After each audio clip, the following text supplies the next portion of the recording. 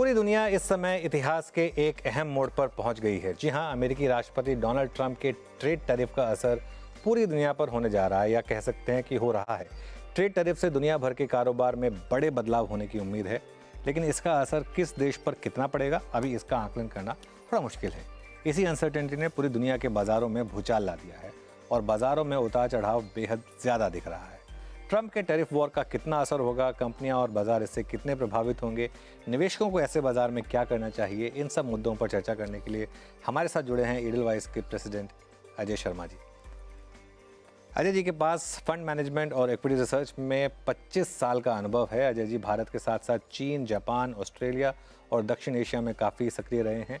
G H. Whitney, CLSA और Morgan Stanley के साथ काम कर चुके Ajay ji Flowering Tree Investment Management, mangotown.in और igul.ai के फाउंडर रहे हैं। mangotown.in भारत में विशेष ज़रूरतों वाले बच्चों से जुड़ी एक संस्था है जो अजय जी के दिल के काफ़ी करीब है। अजय जी, पिछली बार मैं आपसे मिला था, सिचुएशन काफ़ी डिफरेंट थी। First of all thank you so much, आज आपने फिर समय निकाला हमारे लिए, CNBC आवाज़ के दर्शकों के लिए।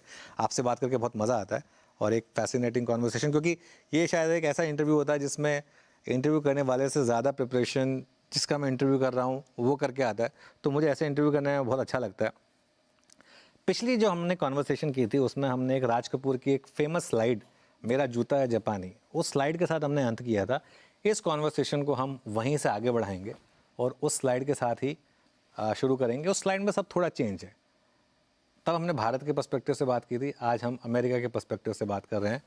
और ये स्लाइड यहाँ पर फायर करिए ज़रा, तो शुरुआत करते हैं।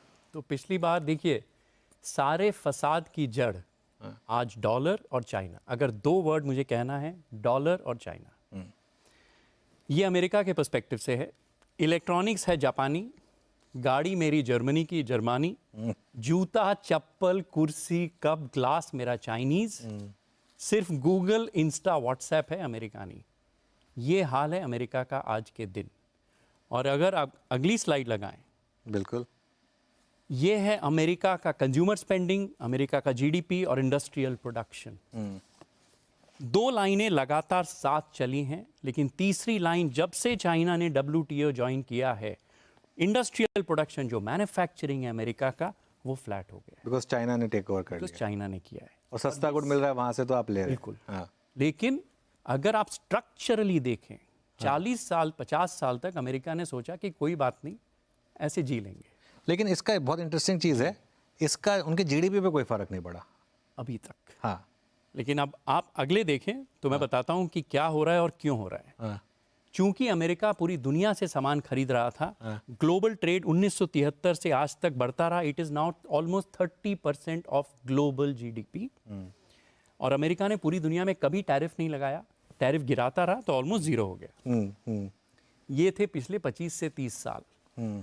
इस दौरान अब आप अगला ग्राफिक लगाएं, ये है दो कंपनियां, नाइकी और एडिडास, दोनों जूते बनाती हैं, इसलिए मैंने सेम एग्जांपल लिया। नाइकी की ग्रॉस मार्जिन पिछले 35 सालों में 32% से 46% हुई है, ऑलमोस्ट 12 से 14% एक्सपैंड करी है। क्योंकि सब बाहर बनते हैं, प्राइमरली चाइना में बनते हैं। चाइना में। हाँ। जर्मनी में वही हुआ है। एडिडास की ग्रॉस मार्जिन 30 से 50 गई है। अनुज जी, ट्रेड का मतलब है specialisation.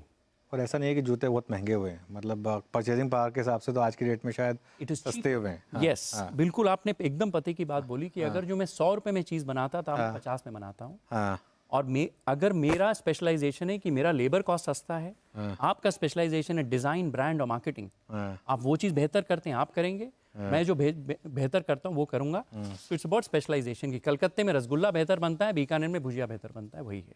Trade has always been about specialisation. हर कंपनी की मार्जिन बढ़ी है, शेयर प्राइसेस बढ़े हैं।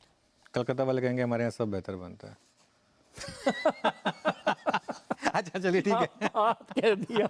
नहीं मैं आपको बता रहा हूँ, तो इसमें तो एक और पूरी कॉन्वर्सेशन हो सकती है, अगली बार करेंगे। तो एक काम करते हैं, ये आप उससे पहले वाली, सबसे पहले वाली प्लेट पे एक बार वापस आते हैं जी, क्योंकि वो प्लेट थोड़ी मुझे काफ़ी इंटरेस्टिंग लग रही थी।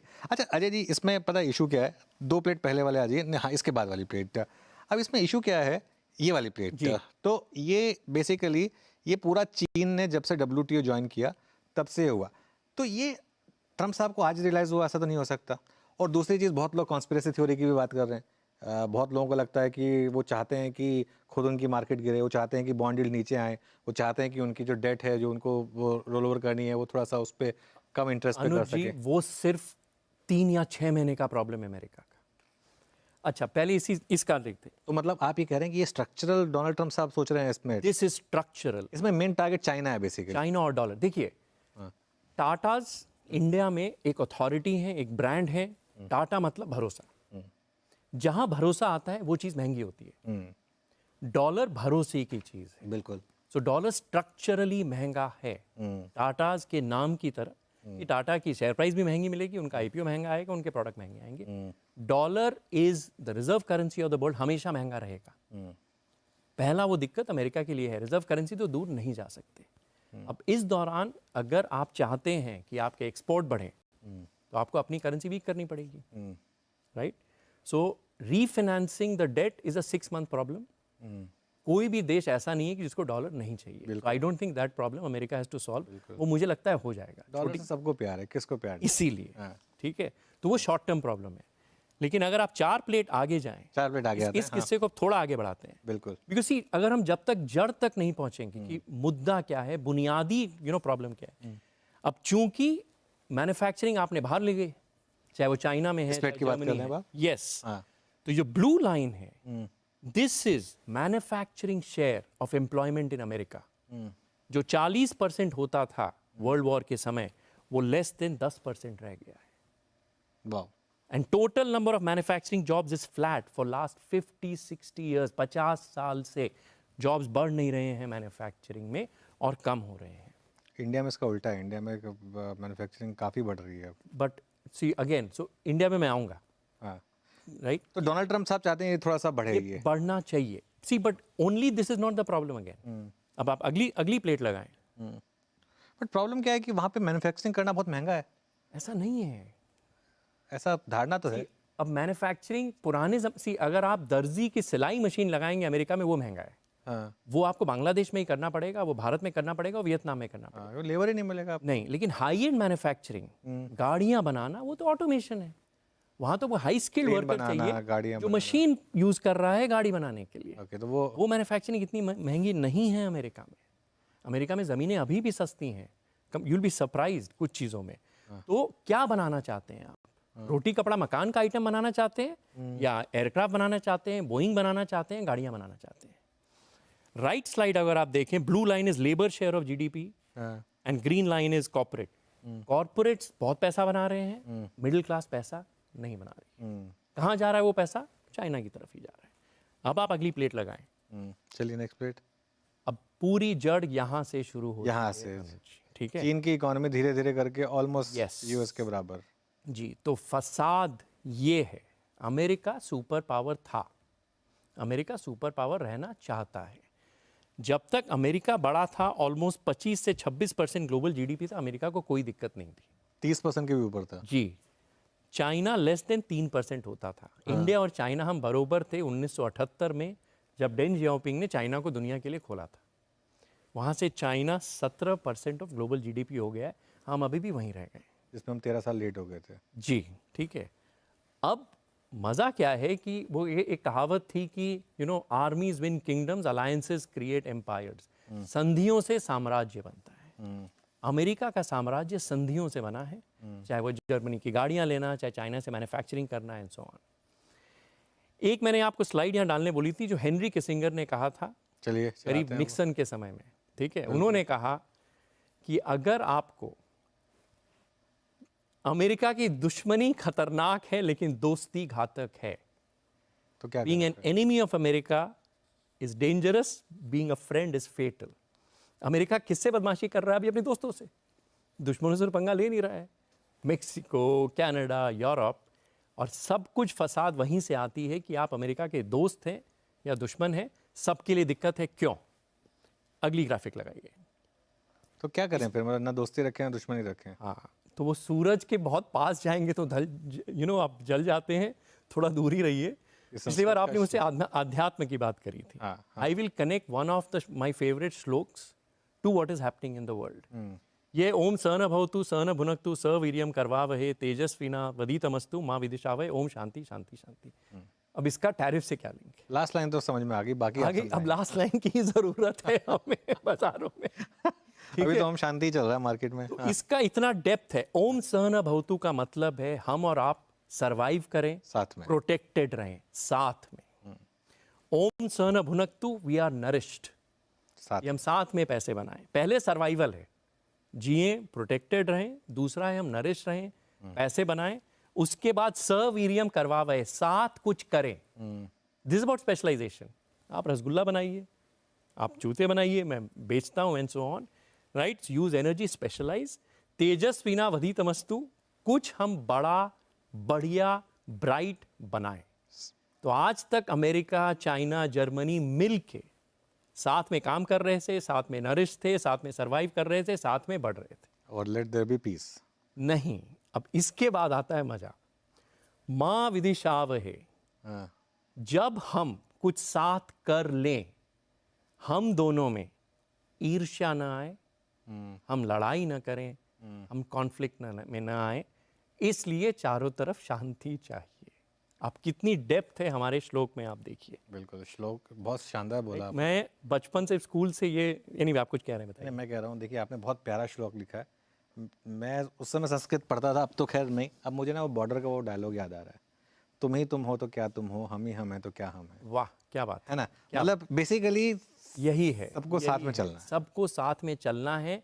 जब हम दोनों बड़े हो गए हैं, एक दूसरे से हमें ईर्ष्या, कॉन्फ्लिक्ट नहीं होनी तो चाहिए। यूएस और चाइना को साथ में चलना पड़ेगा, और कोई ऑप्शन है नहीं। लेकिन आज के दिन चाइना इतना आगे बढ़ रहा है, अब वो क्या साथ चलेंगे, शांति आएगी? मुझे नहीं लगता है। ट्रम्प जैसे सोच रहे हैं वो होने वाला है, इरिवर्सिबल हो गया है। तो शांति थोड़े दिन के लिए मुश्किल है। क्यों? अब लगाइए अगली प्लेट। तो फिर इसका फिर मतलब अगला सवाल ये होगा बेसिकली कि क्या फिर जो समीकरण है जी। वो बदलेंगे आगे जाकर? क्या बाकी सब लोग मिलकर एक साथ हो जाएंगे? क्या चाइना एक सेंटर बनेगा, यूएस एक सेंटर होगा, और हम कहाँ जाएंगे फिर? बिल्कुल। तो यहाँ फिर देखिए, अल्टीमेटली प्रोडक्ट्स की बात करते हैं, शेयर बाजार की बात करते हैं और कंपनीज की बात करते हैं। हमारा वही ध्येय, राइट? दो तरह के प्रोडक्ट हैं, लो वैल्यू, हाई वैल्यू, सस्ता, महंगा, और कितनी वॉल्यूम में आप बेचते हैं, low volume, high volume. Okay, simple लेते हैं, लो वैल्यू, हाई वॉल्यूम, रोटी, कपड़ा, छोटे छोटे जो सामान होते हैं, टी शर्ट बनाना, लो वैल्यू इलेक्ट्रॉनिक्स बनाना। हाई वैल्यू है बड़ी मशीनें, एयरक्राफ्ट, जो कि महंगा है लेकिन कम वॉल्यूम में कम बिकता बनता है। है, हाँ ठीक बात है। फिर है गाड़ियां, और मोबाइल फोन। महंगी, मोबाइल फोन महंगी, वॉल्यूम में बिकती है। मोटा मोटी ये चार बक्सों में बात करते हैं। पिछले 30 साल जब चाइना की मैन्युफैक्चरिंग की शुरुआत हुई थी, चाइना सिर्फ बॉक्स नंबर 1 और 2 में था, जो है अगली स्लाइड। ठीक है, इसको रेड कर दीजिए। हाँ, वो रेड है। चाइना कहाँ था 1978 से लेट्स से मिड 90s तक? तब अमेरिका को चाइना से कोई डर नहीं था। ये तो छोटी सी कंट्री है, हाँ। कुछ ना बना लेगी, कपड़ा बना लेगी, मकान के कुछ आइटम बना लेगी। लेकिन चाइना ने पिछले 15 सालों में पहले मशीनरी में घुसा, उनकी अपनी एयरक्राफ्ट बन गई है, which is the next slide. लेकिन अब सबसे बड़ी थ्रेट जो अमेरिका को अब आ रही है, उनकी गाड़ियाँ और फोन। उनकी गाड़ियां, उनकी फोन, उनकी टेलीकॉम टेक्नोलॉजी, उनका डिफेंस आइटम के ही प्रोडक्ट लेके मैं अपना मिसाइल बना रहा हूँ, अपने मिक्स बना रहा हूँ, सब बना रहा हूँ, जो भी बना रहा हूँ, F-16। और अब चाइनीज गुड्स को लेकर जो पहले हम 20 साल पहले कहते थे तो चाइना का माल है, अब वो नहीं रहा। अब उनकी क्वालिटी बिल्कुल बेस्ट है। Superb quality. फोर्ड के सीईओ हाँ, चाइना गए, हाँ, उन्हें चाइना की गाड़ियां देखी, उन्होंने कहा कि ये $12,000 में जो गाड़ी बना रहे हैं, बिल्कुल। मैं $80,000 में ना बना पाऊँ। मैंने अबू धाबी गया था अभी रिसेंटली, मुझे वहाँ पर हर दूसरी गाड़ी BYD या कोई चाइनीज ब्रांड दिख रही थी। और मेरे जो दोस्त हैं सबके पास चाइनीज गाड़ियाँ हैं वहाँ पर, सबने यही कहा कि टेस्ला से आधी प्राइस पर उनसे बेटर कार बेटर मिल रही है। फीचर्स हैं, बेटर गाड़ी है। और तो अब आप समझिए, अमेरिका को जर्मनी से दिक्कत नहीं थी। क्यों? जर्मनी की मैन्युफैक्चरिंग बहुत अच्छी है, छोटा सा देश है। जापान का इनोवेशन बहुत अच्छा है, छोटा देश है, मैं सब खरीद सकता हूँ। रशिया का डिफेंस अच्छा है, इकोनॉमी इतनी स्ट्रांग नहीं है। पहली बार है उनके साइज की इकोनॉमी यस उनको कि compete जापान जैसा इनोवेशन चाइना के पास है, रशिया जैसा डिफेंस है, जर्मनी जैसी मैन्युफैक्चरिंग है, और अमेरिका से बड़ा अपना बाजार है, और हर जगह आ गया है। तो आपने तो अब अपना कॉम्पिटिटर पैदा कर लिया है। करेंसी उनकी आपसे वीक है, आपके पास स्ट्रांग करेंसी, आप क्या करेंगे? तो क्या करेंगे? तो इसीलिए ये जो हो रहा है ये इरिवर्सिबल है। दिस इज नॉट अबाउट कि मुझे 2 ट्रिलियन रीफाइनेंस करना है, 6% में इंटरेस्ट रेट गिरा दो। नो, दिस इज स्ट्रक्चरल अनुज जी। ये 30, 35, 40 साल के लिए दुनिया बदल गई है। हमें हमारे देश को अब अपने आप को पोजीशन करना पड़ेगा, सरकारों को पोजीशन करना पड़ेगा, और नए नए अलायंसेस बनेंगे, नई संधियां बनेंगी, नए साम्राज्य बनेंगे।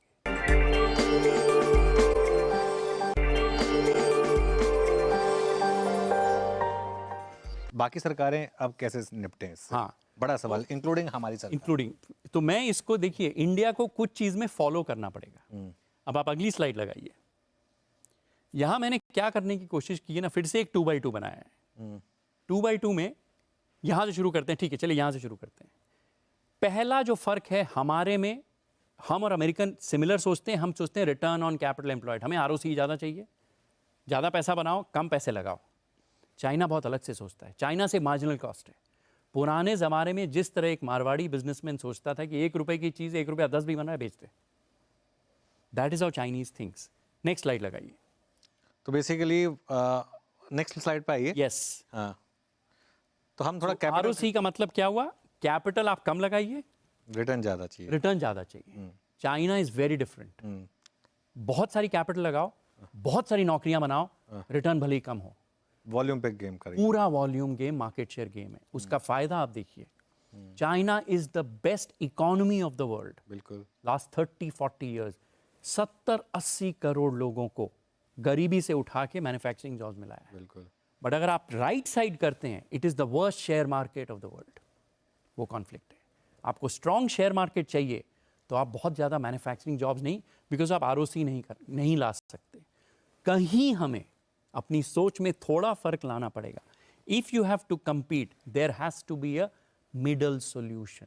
आजकल तो होली की भी 90% पिचकारियाँ चाइना बना रहा है हमारे यहाँ पे। यस, तो इसीलिए ना कि क्यों हमको क्या है, क्यों पैसा लगाऊं? हाँ सस्ते में मिल रही है, बेच दूंगा यहाँ। हाँ हाँ जो हम ट्रेड ही करते रह जाएंगे। अगर चाइना 90% मार्केट शेयर हर चीज़ का ले लेगा, हाँ, तो 10 साल बाद जब पिचकारी बनाने की हमारी औकात ही नहीं रहेगी, तो भाव बढ़ाएगा ना वो। बिल्कुल बिल्कुल।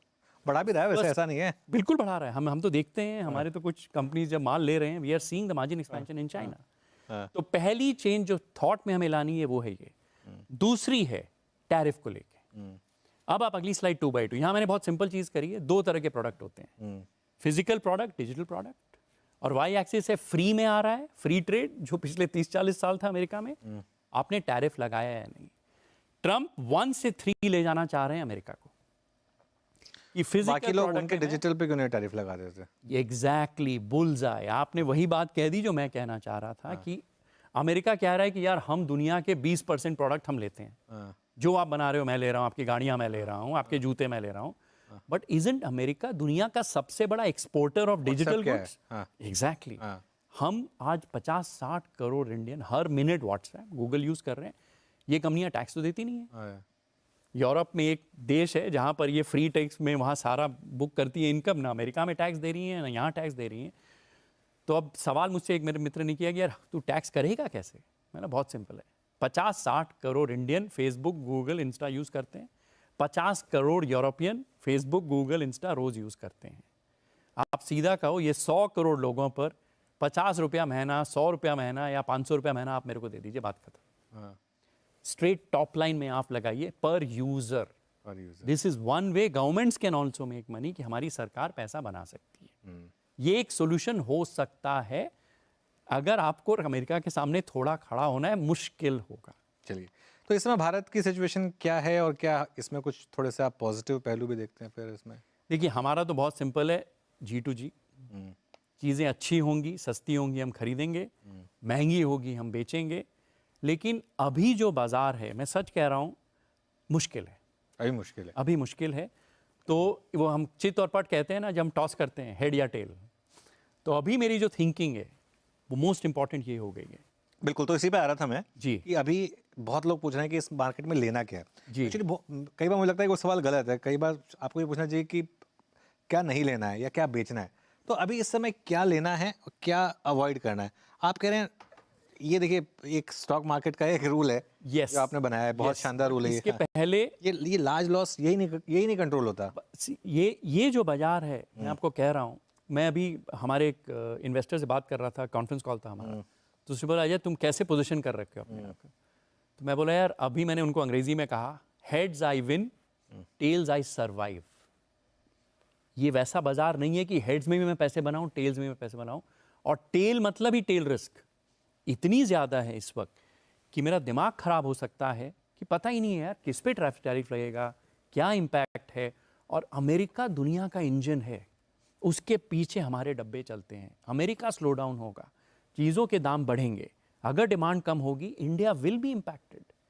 जब मैं प्रेडिक्ट ही नहीं कर सकता कि कौन से शेयर में क्या इम्पैक्ट है, तो हम अपना ग्रोथ एक्सपोजर कम करते हैं।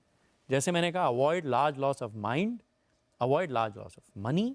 अभी वही थॉट प्रोसेस है कि कम करो, रिसर्च बचाओ करो, अभी। पैसे सर्वाइव करो अभी। बस survive. Survive heads I win tails I एक सर्वाइव। आखिरी सवाल, तो इस एनवायरनमेंट में कोई नया सेक्टर जो आपके G2G पैमाने पर सही उतर रहा हो? सो देखिए, एक हम बहुत रिसर्च कर रहे हैं बिकॉज हमारे बहुत क्लाइंट्स हैं वो ये पूछ रहे हैं कि यार बाहर में कहाँ पैसा लगाएं, not America, right, not FAANG. जैसे आपने पिछली बार बताया था हमें। पिछले बार मैंने आपके घड़ी की बात करी थी, उस बाय द वे उस कंपनी ने ऑलरेडी 8% डिविडेंड दे दिया है। अब मैं आपको एक एग्जांपल, ठीक है, मैं कंपनी का नाम नहीं बताऊंगा, एक क्विज खेलते हैं आपके साथ। दो कंपनियां हैं, दोनों अल्कोहल दारू बनाती हैं, ब्रांड दारू। एक है इंडिया की, एक है बाहर की। इंडिया की कंपनी का मार्केट कैप 3.6, बाहर का 1.4। बाहर की कंपनी इंडिया की कंपनी से 3-4 गुना ज्यादा प्रॉफिट बनाती है। वाओ। उसका रिटर्न ऑन कैपिटल 32%, इंडिया की कंपनी का 10% से कम है। उसकी डिविडेंड यील्ड 5% है। इंडिया की कंपनी का पी मल्टीपल 62 है, उसका 10 है। क्या खरीदेंगे आप? फॉरेन वाले। ऐसे नहीं भी तो 30-40 शेयर अवेलेबल हैं अमेरिका के बाहर। तो हम ऐसा नहीं है कि हम कह रहे हैं कि पूरा इंडिया। इनमें ट्रिगर क्या आएगा, लेकिन ऐसे तो कई स्टॉक अवेलेबल रहेंगे। अच्छा तो चलिए, इस कंपनी की कंपाउंडिंग लास्ट 5 साल 36% रही है। तो इतनी कैगर के बाद भी ये 9.7 टाइम्स पर है। एग्जैक्टली 36% कंपाउंडिंग के बाद भी अनुज जी इट इज ओनली 9.7 टाइम्स, यानी कि 4 गुना हो गया शेयर, और अभी भी ग्रो कर रहा है। तो आप देखिए, लेट अस अज्यूम कि ये शेयर रीरेट नहीं होता है अगले 10 साल, 10 पी पे ही रहता है, तो मेरी मिनिमम 18% वहां मिलेगी और डिविडेंड मिलेगा। वाह। खुदा ना खास्ता इसकी रीरेटिंग भी होती है कि गुड से ग्रेट कंपनी भी गई, गुड से ग्रेट वैल्यूएशन भी गया, तो ये तो आपको 25, 26, 30% कंपाउंडिंग दे सकते हैं, राइट। कौन सा जो देश की है? ये है फिलीपींस का एक शेयर। पिछली बार मैंने आपको हांगकांग का एक शेयर बताया था। ऐसे शेयर वियतनाम में भी हैं, ऑल ओवर हैं। तो हम कह रहे हैं क्लाइंट्स को कि इंडिया में जो गुड हो रहा है हम डेफिनेटली खरीदना हमने शुरू कर दिया है, लेकिन बाहर भी अपॉर्चुनिटीज़ हैं जहाँ मैं 25 साल से कर रहा हूँ ना, इन बाज़ारों को देख रहा हूँ, राइट। तो हम वो कहते हैं ना कि वो क्या जाने भारत को जो जाने सिर्फ भारत को। अब हमें दिख रहा है वो क्या जाने फिलीपींस को जो जाने सिर्फ फिलीपींस को। जिस तरह अमेरिकन ने भारत में पैसा बनाया है, हम एज इंडियंस इन बाज़ारों में जाके बहुत पैसे बना सकते हैं। ओके, चलिए इसी नोट पर फिर इस शो को यहीं समेटेंगे। अजय जी बहुत बहुत शुक्रिया, बहुत मज़ा आया आपसे बात करके, और मैं वेट करूंगा आपकी अगली ट्रिप का। Have a good trip here and thank you so much. Thank you.